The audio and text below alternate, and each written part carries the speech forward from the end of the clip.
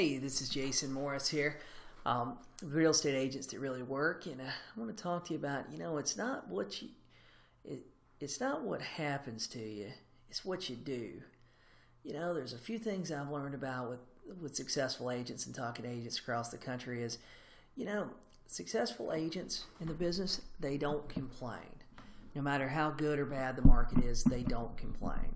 They set up their business and rules for their business so that it fits their life. They don't complain if they work late. They don't complain if a client wants to meet on the weekend. They make choices to run their business the best way the way they see best fit and the way that fits their life and their goals. They take responsibility for whatever happens to them. If they don't stick to their schedules and prospecting, they take responsibility for it. They don't have a long list of reasons why they can't do well or why things aren't going well. I've heard non-successful agents constantly blame everything they can on something or somebody else. And I've been guilty of some of these things myself. They blame the market, they blame their office, they blame their kids, their spouse.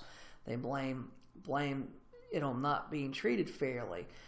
But they never blame their daily actions and the actions they're not doing. They never blame it on themselves. They blame other agents even, which doesn't even make sense. I don't know if other markets still have these, but if they do, go out and pick up one of the real estate books or homes and lands, land books, go get one, open it up, look at all the agents in there advertising all their listings, and tell me, why do they deserve all those listings and all that business, and you don't deserve to list just as many or even more? Do you think they're blaming you or blaming anybody else for their not doing as well as they want to do?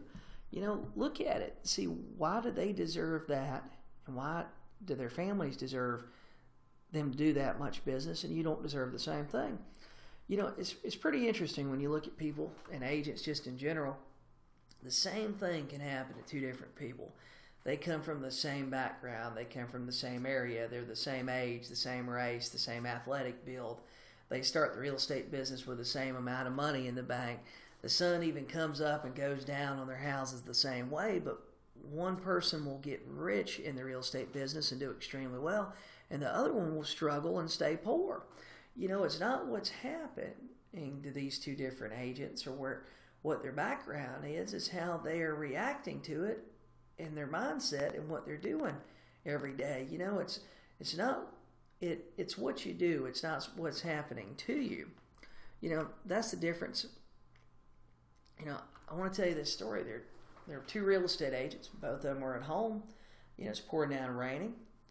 One agent wakes up and says, "Oh man, it's raining outside. What a horrible day to make sales." The second agent wakes up the same morning at the same time and says, "Hey, it's storming outside. What a great day to make sales. Everybody will be home because of the storm."